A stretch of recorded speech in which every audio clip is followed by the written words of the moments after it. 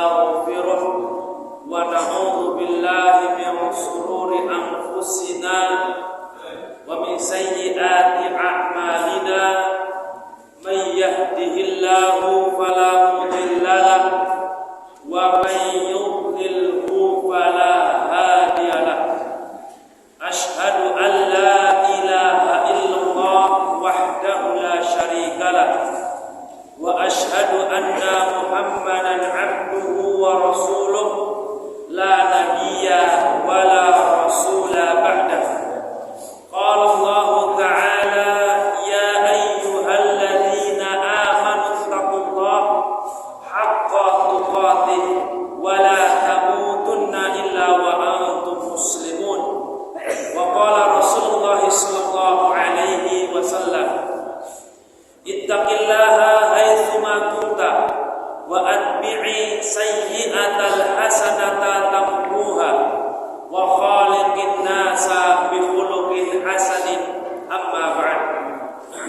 Bapak, Ibu-ibu jemaah yang dirahmati Allah Subhanahu wa taala, kita bersyukur kepada Allah yang di malam hari ini Allah masih berikan keimanan kepada kita, masih diteguhkan hati kita berkomitmen untuk menjalankan ketaatan-ketaatan kepada Allah. Dan insya Allah kita semuanya di masjid ini tidak ada yang mendambakan akan datangnya ataupun menanti pergantian hari ini, kecuali dia menanti sepertiga malam terakhir untuk bermunajat kepada Allah Subhanahu wa taala. Dan ini merupakan nikmat yang luar biasa, karena di akhir zaman nanti ada sesuatu yang tidak jelas, yaitu hak dianggap batil, batil dianggap hak. Ada di sana Ruwaibidah, orang-orang yang berfatwa memberikan sebuah penjelasan yang penjelasan itu mengantarkan, menjerumuskan kepada kesesatan. Bagaimana? Karena mereka itu menjual agama mereka bi'aradin minad dunya. Maka mudah-mudahan Allah Subhanahu wa taala menjaga kita, keluarga kita, dan orang-orang di sekitar kita dari perkara-perkara yang membahayakan terhadap keimanan kita semuanya. Amin ya rabbal alamin. Salawat beserta salam tercurah kepada Nabi Muhammad sallallahu alaihi wasallam. Bapak, Ibu-ibu jemaah yang dirahmati Allah Subhanahu wa taala, masih kita membahas tentang kitab tauhid, kitab bagaimana kita mengesahkan Allah Subhanahu wa taala. Setelah kita belajar bagaimana menhaqqaq tauhid, bagaimana menerapkan tauhid di dalam kehidupan kita, maka kemudian pada malam hari ini kita akan membahas al-khawfu minasyirki, mewaspadai dari kesyirikan. Mewaspadai kesyirikan. Karena orang yang merasa bertauhid kepada Allah, mengesahkan Allah, tetapi dia tidak paham apa itu syirik, maka khawatir nanti dia akan terjerumus ke dalam keburukan itu. Sebagaimana Hudzaifah mengatakan, araftu syarra la li syarrin walakin litawaqqihi wa man la ya'rif asy-syarra yaqa fihi. Aku mengenal keburukan, ya, bukan untuk aku amalkan. Dan siapa yang tidak mengenal keburukan, khawatir akan terjerumus ke dalamnya. Jadi jemaah yang dirahmati Allah Subhanahu wa taala, oleh karenanya Rasulullah SAW itu berdoa apa? Allahumma inni a'udzubika an usyrika bika wa ana a'lam. Berdoa kepada Allah, ya Allah, sesungguhnya aku berlindung kepadamu dari perbuatan syirik yang aku ketahui. Wa astaghfiruka minadz dzambil ladzi la a'lam. Dan aku memohon ampun kepadamu dari dosa yang aku tidak sadari. Jadi jemaah yang dirahmati Allah Subhanahu wa taala, mengapa Rasulullah SAW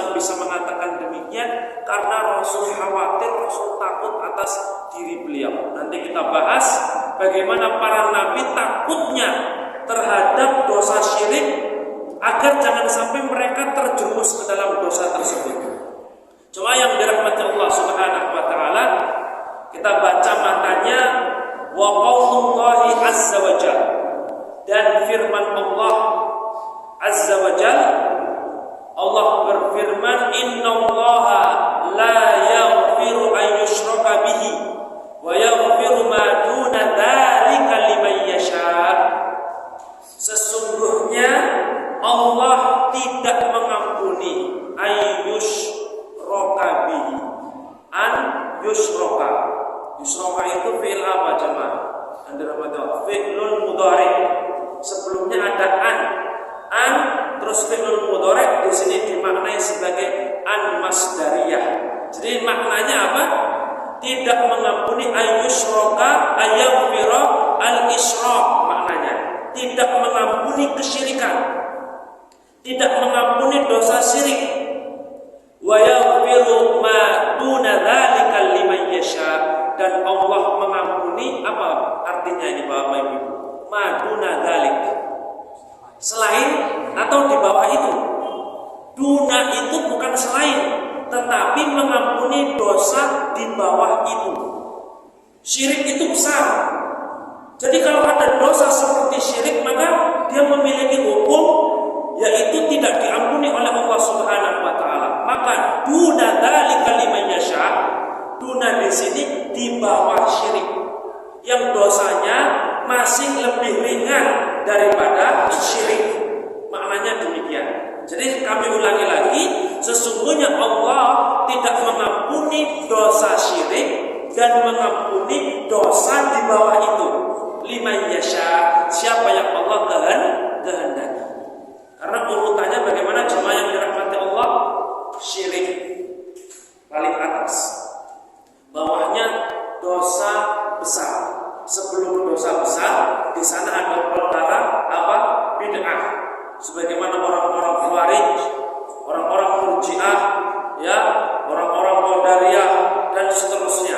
Sekte-sekte, kelompok-kelompok yang digolongkan para ulama sebagai apa? Kelompok yang keluar dari Ahlus Sunnah wal Jamaah. Maka mereka itu digolongkan kepada ahlul bid'ah, bid'ah secara pemikiran. Jadi syirik, bid'ah, dosa besar, dosa kecil. Zina, minum khamr, kemudian mencuri itu dosa besar. Jadi syirik dengan minum khamr berbeda. Maka minum khamr masih lebih ringan, bukan berarti ringan. Ini kami katakan lebih ringan jika dibandingkan dengan syirik. Tapi besar dosanya. Cuma mencuri, cuma minum khamr, yang penting gak syiriknya. Kalau sudah meremehkan begini bahaya. Jadi syirik, bid'ah, lalu kemudian ma'asi, dosa besar, dosa kecil. Maka di sini dalam ayat ini dikatakan Allah tidak mengampuni syirik dan kemudian mengampuni dosa di bawah itu. Apa kata Rasulullah SAW? Rasul mengatakan wasataftariku ummati, terkait firqah sesat yang telah kita bahas mungkin di awal kami ada di masjid ini, tentang bagaimana Ahlus Sunnah wal Jamaah mereka pertengahan, kan begitu. Jadi Rasul masih katakan umatku akan terpecah menjadi 73 golongan. Rasul masih katakan umatku, maknanya kalau itu umatnya Nabi masih memiliki kesempatan masuk surga. Walaupun tadi dalam kaidah Ahlus Sunnah wal Jamaah, orang yang berbuat maksiat yaitu apa? Berhak diadab, tapi tahta masyiatillah, berada di bawah apa? Kemauan Allah Subhanahu wa taala, di bawah kehendak Allah Subhanahu wa taala. Cuma yang dirahmati Allah Subhanahu wa taala, ini ayat yang pertama, yaitu kami ulangi lagi, Allah tidak mengampuni dosa syirik dan mengampuni dosa yang ada di bawah itu siapa yang Allah kehendaki. Jadi jemaah yang dirahmati Allah Subhanahu wa taala, syirik yang seperti apa?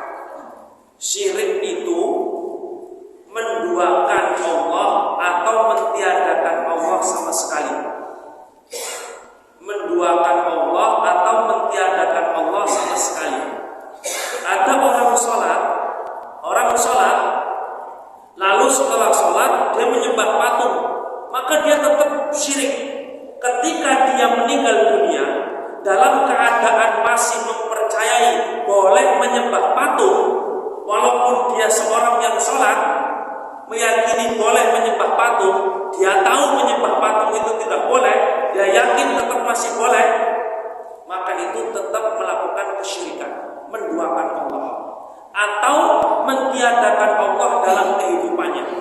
Dia tidak sholat, tidak pernah menyembah Allah sama sekali, lalu kemudian menyembah selain Allah. Sebagaimana apa? Agama-agama selain Islam. Kita harus yakin inna dina indallah apa? Al-Islam, sesungguhnya agama yang ada di sisi Allah adalah Islam. Al-Islamu ya'lu wa la yu'la alaih. Islam itu tinggi dan tidak ada yang lebih tinggi daripada Islam. Cuma yang dirahmati Allah Subhanahu wa taala ini yang pertama. Lalu yang kedua, wa qala al-Khalil alaihi salam, dan al-Khalil yaitu kekasih Allah Ibrahim alaihi salam. Nabi Ibrahim alaihi salam, beliau mengatakan yang perkataan beliau itu diabadikan oleh Allah dalam Al-Qur'an. Apa kata beliau? Wajnubni wa baniya an na'budal asnam. Wajnubni, dan jauhkanlah aku serta keturunan-keturunanku. Jauhkanlah aku dan keturunan-keturunanku. Jadi Nabi Ibrahim alaihissalam bertauhidnya kurang apa? Kita bisa melihat bagaimana kegelisahan beliau ketika menjumpai ada orang-orang yang menyembah patung. Mungkin pernah kita dengar, insya Allah semuanya kita pernah dengar, Nabi Ibrahim menghancurkan patung-patung, menyisakan patung yang paling besar. Kan begitu, raja pulang. Lalu raja bingung siapa yang menghancurkan ini.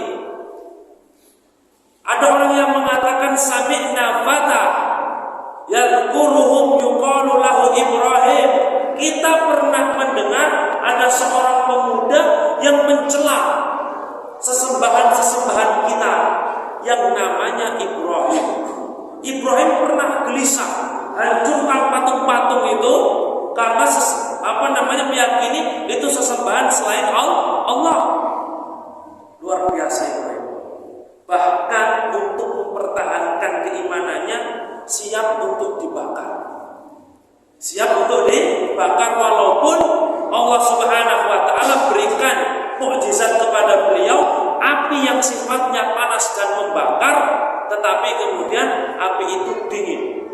Sehingga kulit Nabi Ibrahim tidak mempan dibakar oleh api. Bukan Ibrahimnya yang sakti, tetapi Allah Subhanahu wa taala yang luar biasa memberikan mukjizat kepada Nabi Ibrahim, mempertahankan keimanan. Tapi sekali lagi beliau berdoa, wajnubni wa baniya an na'budal asnam. Jauhkanlah aku, bahkan tidak cuma dirinya dan keturunan-keturunanku, an na'budal asnam, untuk menyembah asnam. Asnam itu patung. Sonam itu adalah benda yang dibentuk menyerupai manusia. Itu sonam. Maka kita sebut jemaah yang dirahmati Allah, patung, kan begitu. Ada selain patung yang itu masuk hadis Rasulullah SAW, yaitu wasan. Yang di situ Rasulullah SAW katakan, la taj'alu qabri wasanan yu'bad. Janganlah kalian jadikan kuburanku sebagai wasan. Apa itu wasan? Sesuatu yang disembah. Jadi Rasul mengatakan jangan kau sembah kuburanku. Rasul katakan demikian. Berarti kuburan itu kan tidak menyerupai manusia. Adapun sonam jamaknya asnam, itu benda yang dibentuk menyerupai manusia.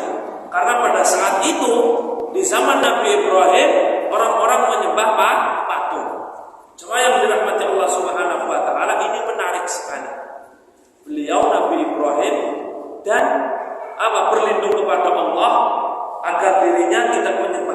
dan berlindung agar anak-anaknya pula tidak menyembah patung. Siapa anak Nabi Ibrahim, Bapak Ibu?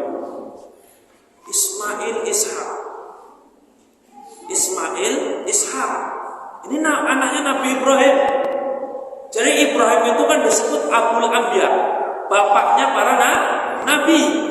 Ismail, setelah Ismail lama ketemu Nabi Muhammad. Ishak, Yakub, terus sampai Isa. Jadi nabi-nabi dari Bani Israel itu berasal dari Ibrahim. Orang-orang Yahudi, Nabi Isa, Nabi Musa, Nabi Isa itu dari Nabi Ibrahim semuanya. Dari Yakub bin Ishak. Jadi Ismail dan Ishak itu anaknya Ibrahim. Tapi Nabi Ibrahim sampai berdoa seperti itu. Ini kan menunjukkan bukan melihat dari anaknya. Beliau tidak ragu dengan anak-anak beliau, tetapi apa? Sangat ngerinya dosa syirik itu.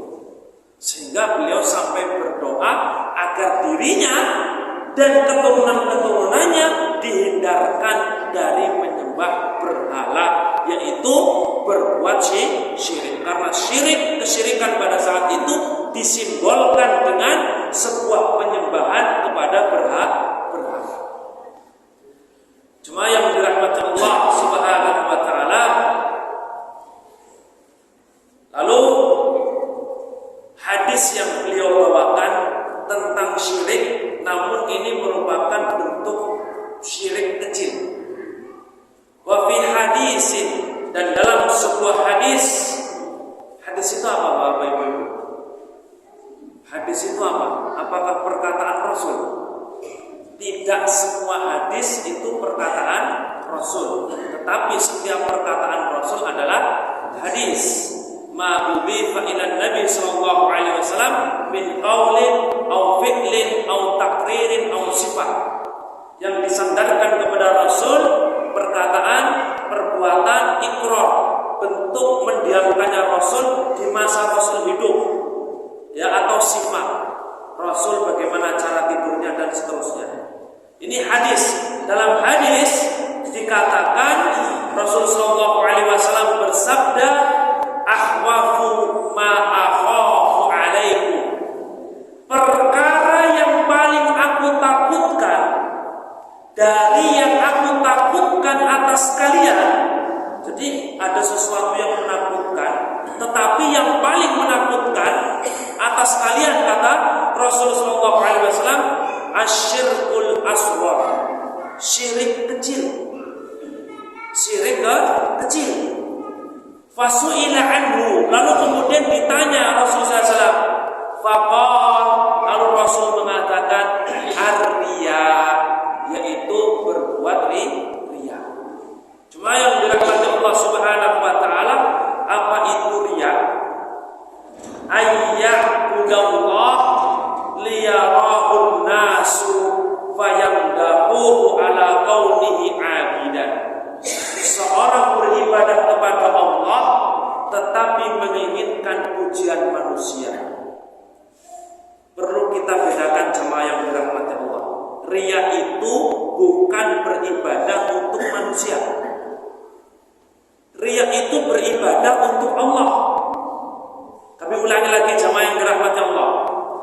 Riya itu beribadah untuk Allah, tetapi ketika beribadah untuk Allah datang perasaan agar dianggap sebagai orang soleh oleh manusia, agar dipuji oleh manusia, agar dikatakan orang yang bertakwa oleh manusia.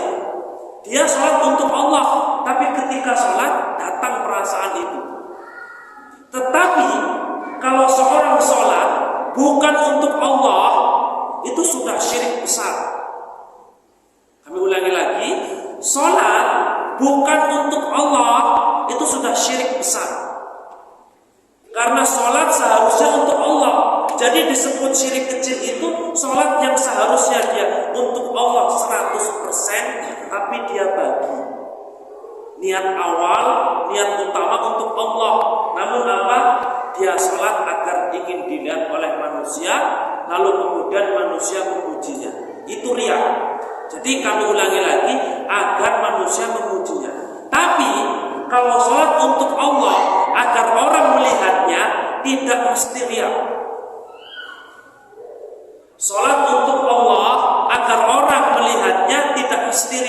Karena apa?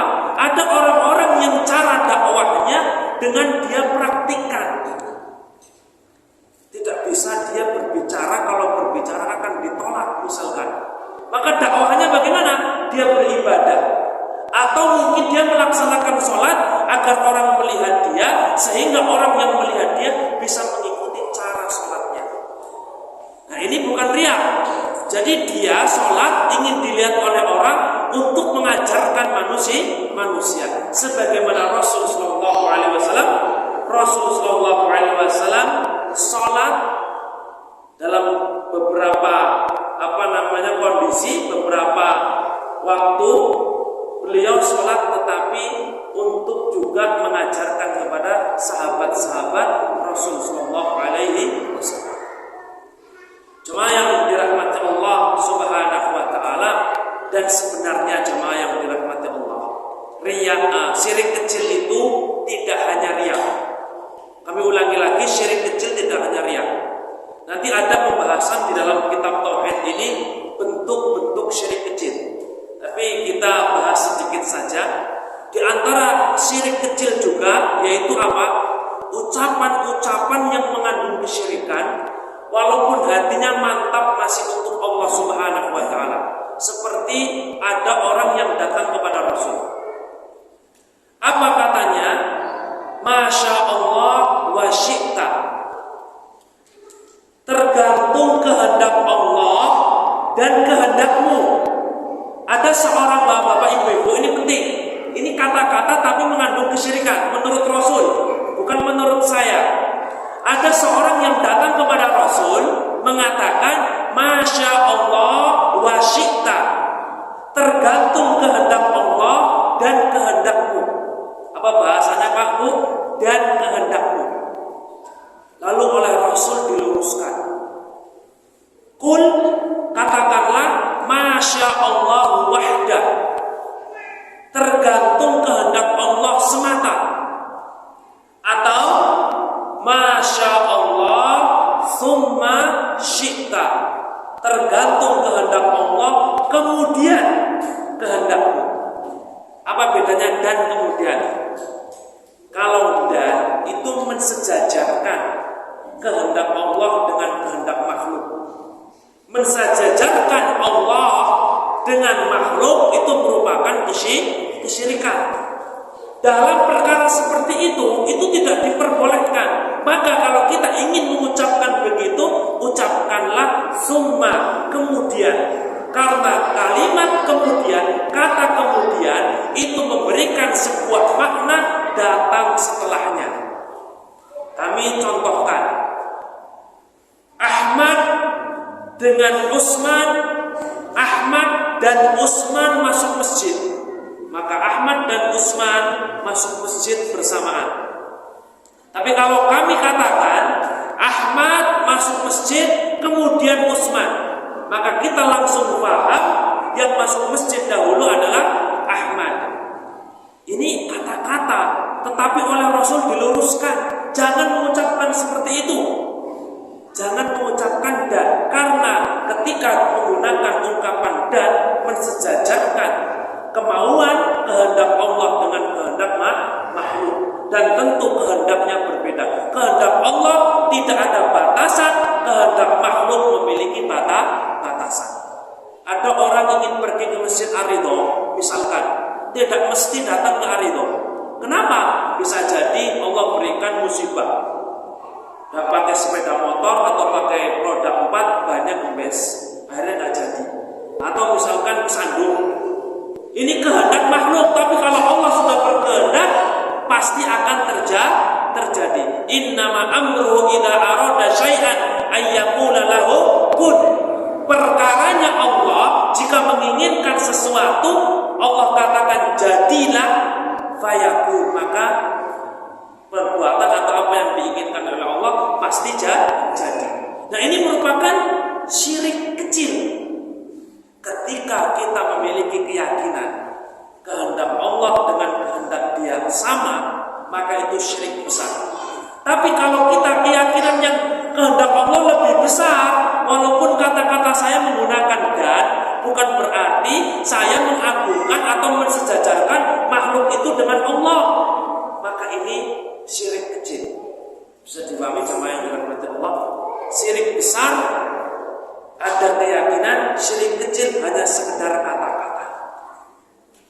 Jemaah yang dirahmati Allah, atau sumpah. Sumpah. Kita kadang-kadang kalau sumpah bagaimana? Demi Allah, alhamdulillah. Kurang mantap. Pak, Bu, demi Allah, naudzubillah. Demi malaikat, demi Rasulullah. Ditambah terus orang-orang saleh. Padahal jemaah yang dirahmati Allah, Rasul SAW mengatakan la tahlifu bi'abaikum faman kana halifan falyahlif billah aw liyasmut. Janganlah kalian bersumpah dengan atas nama bapak-bapak kalian. Barang siapa yang ingin bersumpah, maka sumpahlah atas nama Allah.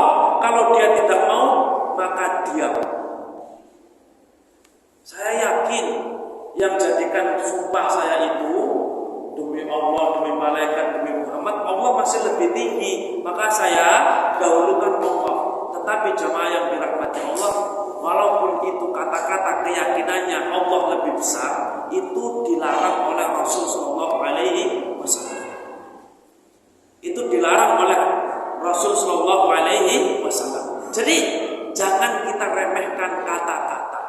Sering kita sampaikan, kita dengan wanita yang sekarang menjadi istri kita bisa halal karena apa? Kata-kata. Saya terima nikahnya. Coba kalau kita jawab, saya tidak terima nikahnya. Tidak mungkin saksi mengatakan sah. Saya nikahkan mau dengan anak saya, bapaknya mau begitu. Lalu kita jawab, saya tidak terima nikahnya. Gak rampung-rampung sampai sekarang. Karena katanya tidak tepat. Jadi ini sekedar kata-kata, namun memiliki apa? Memiliki konsekuensi hukum yang luar biasa. Begitu pula tadi, perkataan-perkataan yang mengandung apa? Mengandung dosa. Cuma yang dirahmati Allah Subhanahu Wa Taala, begitu pula akhir-akhir ini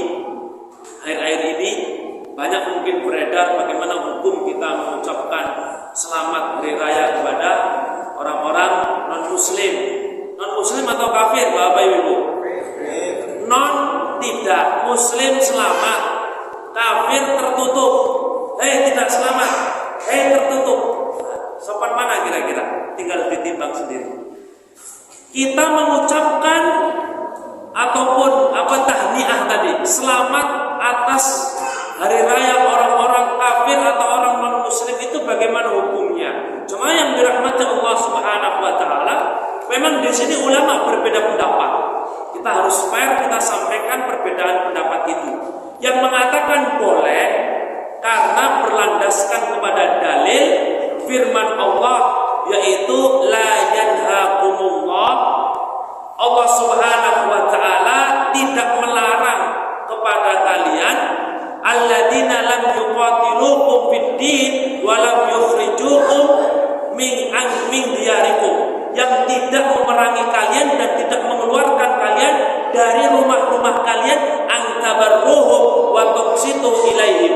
Kalian berbuat baik kepada mereka dan berbuat adil kepada mereka.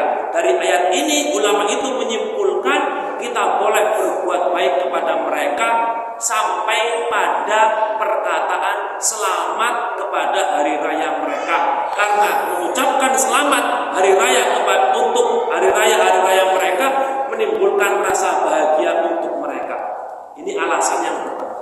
Yang mengatakan tidak boleh berlandaskan kepada firman Allah Subhanahu Wa Taala, alladzina la yashhaduna zura, yaitu yang tidak bersaksi terhadap persaksian yang salah. Wa idza marru bil lahwi marru kirama, dan jika mereka melewati sebuah silakan Pak. Dan jika mereka melewati sesuatu yang lahun itu kesia-siaan, kayaknya perlu diambil dulu Pak, biar fokus. Masya Allah, dan jadi anak yang soleh, amin. Kita lanjut Pak Bu ya. Jika mereka melewati lahun, sesuatu yang sia-sia, mereka melewati dengan kiroma. Apa kiroma? Dengan keadaan terhormat. Cuma yang dirahmati Allah, alasannya apa? Bertoleransi. Apa itu toleransi?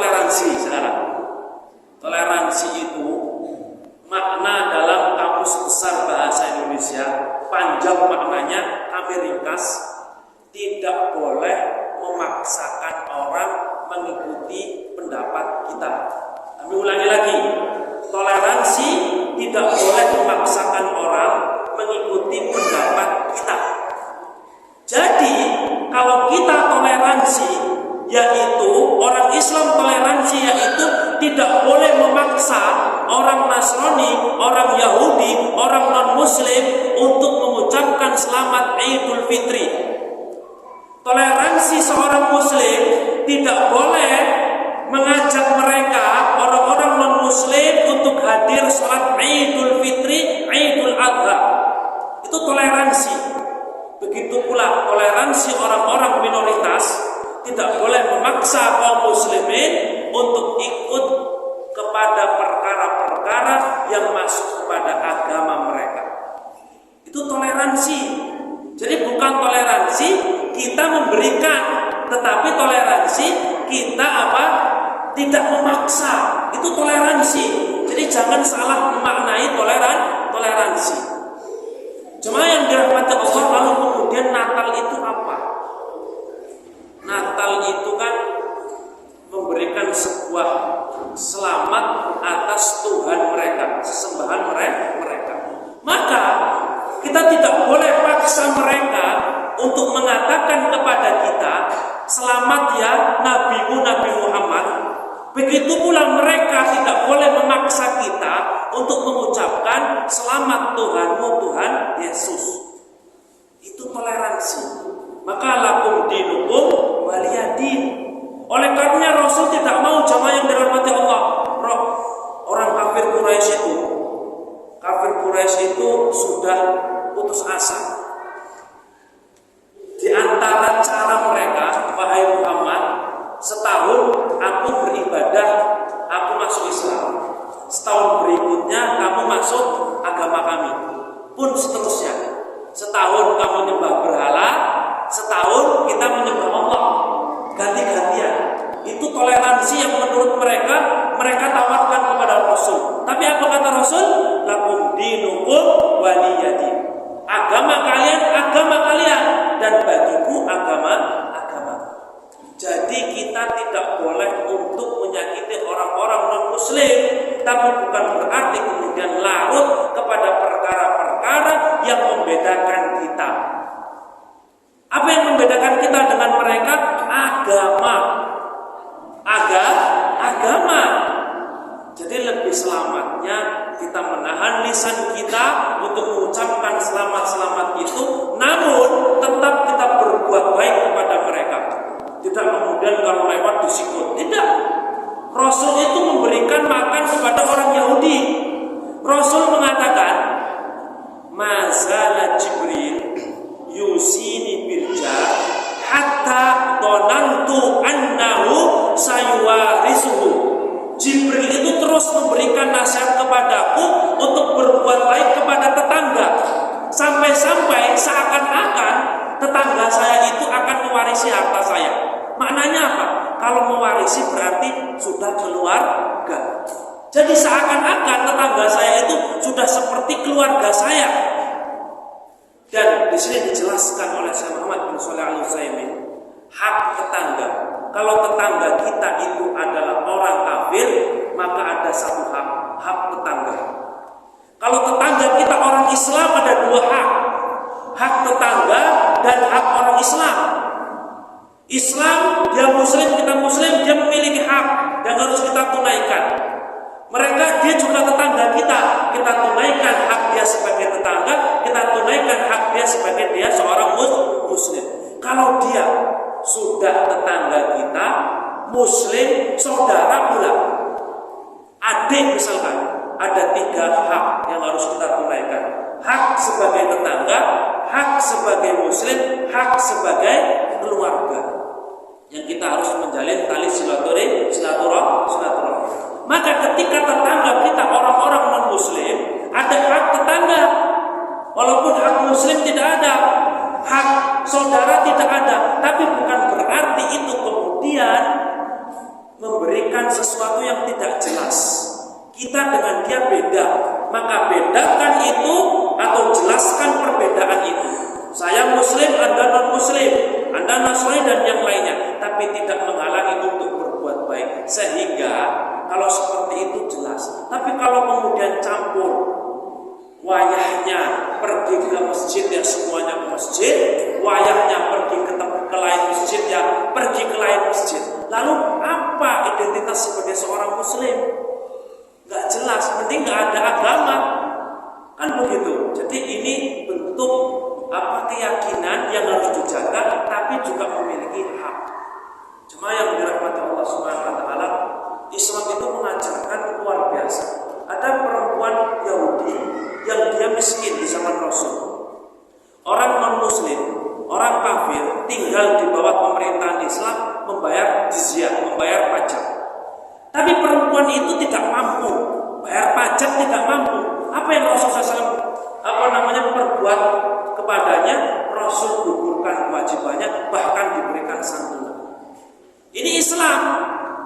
Jadi sekali lagi bukan berarti kemudian ikut. Kita punya agama, mereka punya agama. Namun jangan sampai ketika kita katakan kita harus menghargai dan yang lainnya, bentuk penghargaan itu sampai identitas yang kita miliki hilang. Alhamdulillah subhanahu wa ta'ala. Cuma yang dirahmati Allah Subhanahu wa taala, kita baca lagi makanya itu sekedar bentuk-bentuk yang harus kita waspadai. Karena khawatir kita ini seorang muslim, tetapi kemudian ketika di akhirat pahala-pahala kita itu hilang. Khawatir itu. Walaupun sekali lagi kita tetap meyakini ada ulama yang mengatakan boleh. Ya sudah, gimana lagi ulama, tetapi kita punya prinsip tadi. Cuma yang dirahmati Allah Subhanahu wa taala di antara yang membolehkan seperti Syekh Ali Jum'ah, Syekh Yusuf Al-Qaradawi dan yang lainnya. Allah taala alam bisawab. Cuma yang dirahmati Allah. Lalu hadis yang terakhir, matan yang terakhir yang beliau nukil di dalam kitab ini, wali muslimin, dari riwayat Muslim, an Jabir, dari sahabat Jabir radhiyallahu anhu, anna Rasulullah sallallahu alaihi wasallam, bahwasanya Rasul sallallahu alaihi wasallam bersabda, man laqiyallah, siapa yang berjumpa, ya, menemui Allah Subhanahu, bertemu dengan Allah, la yusyriku bihi syai'a, tidak mensyirikkan Allah sama sekali, dakhalal jannah, masuk surga. Wa man laqiyahu yusyriku bihi syai'a, dakhalan nar. Dan siapa yang menemui Allah, ya, kemudian dia mensyirikkan Allah, maka dia masuk neraka. Cuma yang dirahmati Allah Subhanahu wa taala, tentu syirik di dalam pembahasan ini yaitu, walaupun ada yang mengatakan itu syirik besar.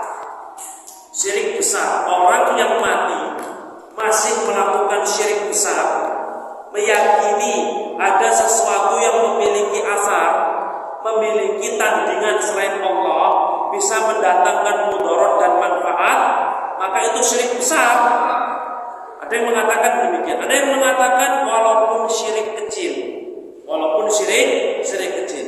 Di antara yang mengatakan itu semuanya sama, Syekh Syekhul Islam Ibnu Taimiyah, walaupun beliau juga bingung, bukan bingung malah, walaupun dalam beberapa pendapat beliau juga mengatakan itu yang dimaksud syirik besar. Tetapi ini sekali lagi untuk menjadi landasan kita, apapun bentuk syiriknya harus kita hindari. Khawatir kita bertemu dengan Allah dalam keadaan mensyirikkan Allah Subhanahu wa taala, maka kita masuk neraka, belum bertobat kepada Allah. Dan dosa besar, dosa syirik itu lebih besar daripada dosa besar. Syirik besar, syirik kecil, bid'ah, dosa besar, dosa kecil. Dosa besar ke atas, syarat untuk diampuni harus bertaubat. Dosa kecil diampuni bisa dengan berbuat kebaikan. Wa atbi'i sayyi'atal hasanata tampuha. Ikutilah perbuatan baik, perbuatan buruk dengan perbuatan baik, maka perbuatan baik akan menghapus perbuatan buruk. Itu dosa kecil. Tapi dosa besar, lalu syirik kecil, bid'ah, syirik kecil, syirik besar, itu syaratnya harus bertaubat kepada Allah Subhanahu wa taala. Jadi penting kita belajar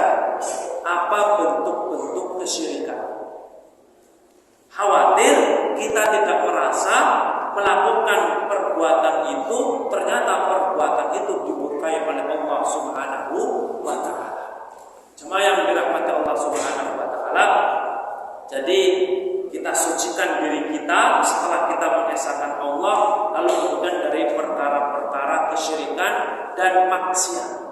Ini juga penting. Orang yang bermaksiat kepada Allah dan mempermudah dalam berbuat maksiat, khawatir dia akan terjerumus kepada dosa yang lebih besar daripada itu, syirik. Maka insya Allah sebagaimana dalam mukadimah kita tadi, kita di malam ini tidak ada yang menanti 00.00. Nggak ada Bapak Ibu ya? 00.00. Benar nggak Pak? Ya. Karena apa? Apalagi kemudian dengan menyalakan perbuatan-perbuatan atau melakukan perbuatan-perbuatan yang mubazir, seperti membakar kembang api dan yang lainnya, sorak-sorak. Kita sekarang kayak kalau seandainya cucu kita, anak kita sedang joget-joget merayakan tahun baru, pergantian tahun, relakah diri kita? Tidak rela itu. Kita tidak rela, kan begitu. Apalagi na'udzubillah kalau meninggal dunia dalam keadaan seperti itu, su'ul khatimah, akhir yang buruk. Oleh karenanya kita terapkan untuk kita semuanya. Lalu bagaimana kalau kita muhasabah di malam hari, dimulai dari 11:30, nanti kemudian sholat sampai jam 1 dilanjutkan dengan sholat malam sampai jam 3, setelah itu tidur, jam 4 bangun lagi siap melaksanakan sholat subuh. Apa hukumnya? Jemaah yang dirahmati Allah Subhanahu wa taala, orang-orang yang memberikan solusi malam tahun baru untuk bermuhasabah, pertama, agar para anak-anak muda, generasi muda tidak keliaran. Kan begitu? Biar nggak keliaran, kita masukkan ke masjid muhasabah. Kan begitu alasannya. Jadi kalau itu sebagai wasilah perantara, jangan dijadikan goyah tujuan. Tujuannya orang meninggalkan perayaan itu, kan begitu. Walaupun untuk meninggalkan itu diedukasi dengan pertama bermuhasabah dulu. Jadi kalau itu kemudian dilakukan rutin terus, tidak ada ujungnya, berarti itu bukan wasilah, tetapi tujuan. Maka jadikan wasilah sebagai wasilah, jangan sebagai tujuan. Dan yakin orang yang memiliki niat mengumpulkan anak muda bermuhasabah, kalau niatnya itu agar anak muda tidak keliaran, mereka tidak akan kepanasan ketika ada orang mengatakan sepikan malam tahun baru dengan tidur di rumah, bangun jam 3, sholat malam, siap untuk sholat subuh. Tidak akan terganggu. Kenapa? Karena tujuan mereka nantinya itu. Tapi kalau tujuannya sudah merayakan tahun baru dengan cara bermuhasabah, ini yang perlu mungkin diluruskan. Jadi perayaan tahun baru bukan merupakan perayaan orang Islam. Orang Islam memiliki Id, memiliki hari raya, takbiran terserah sampai malam suntuk, Idul Adha, Idul Fitri. Itu hari raya kita, sedangkan ini bukan hari raya kita. Jadi cuma yang dirahmati Allah Subhanahu wa taala, ini juga kita harus waspadai. Jangan sampai tadi kita merasa beriman kepada Allah, taat kepada Allah, beribadah kepada Allah, tapi ada perkara-perkara yang kita lakukan namun itu mengandung hal-hal yang dimurkai oleh Allah Subhanahu wa taala. Cuma yang dirahmati Allah, maka ada beberapa pembahasan, yaitu masalah-masalah. Yang pertama, al-khauf minasyirik. Kita harus waspada dari kesyirikan. Yang kedua, an-riya minasyirki, bahwasanya riya itu termasuk dari kesyirikan. Riya itu kesyirikan. Orang mengamalkan ibadah ingin dipuji orang, riya. Meninggalkan ibadah takut dipuji orang, itu orang mengamalkan ibadah itu syirik agar dilihat orang. Orang tinggalkan ibadah karena takut dipuji orang, itu riya. Bagusnya apa? Amalkan ibadah lalu berusaha untuk ikhlas. Allahu Akbar, ikhlas karena Allah, sendiri di masjid. Datang setelah itu rakaat kedua, orang yang memiliki wibawa, lalu sujudnya dipanjangkan, rukuk dipanjangkan, sujudnya dipanjangkan. Apakah itu termasuk riya? Iya. Tetapi ketika kemudian dia sadar, astagfirullah, ini tidak baik, luruskan lagi. Itu dimaafkan oleh Allah Subhanahu wa taala. Dan sholatnya tetap diterima oleh Allah kalau datang di pertengahan.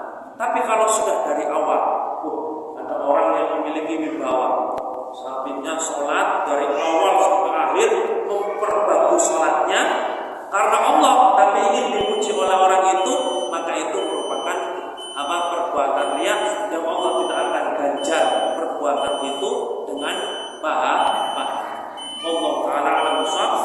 Mungkin ini sebelum kita tutup, apabila ada yang ditanyakan kami persilakan. Ada Pak? Bu?